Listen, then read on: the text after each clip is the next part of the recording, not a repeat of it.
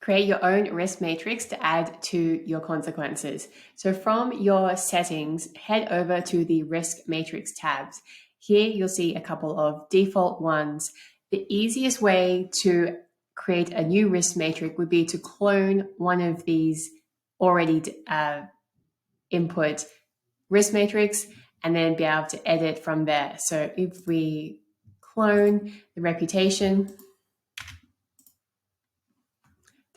copy will pop up here. And now I'm going to edit that risk matrix. The first tab across here that you want to work in is the severity. Moving then to the likelihood, where you can change any of these names and numbers. Also your risk matrix color, you might like to add an extreme. We'll put that in the 4th order and in a purple.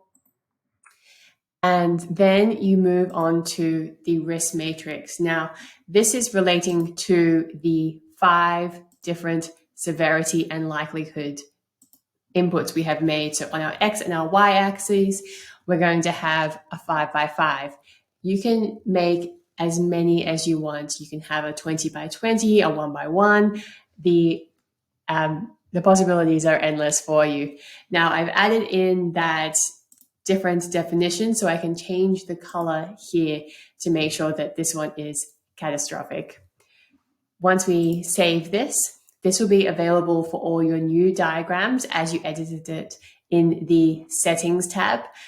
So all of your users will be able to see this risk matrix.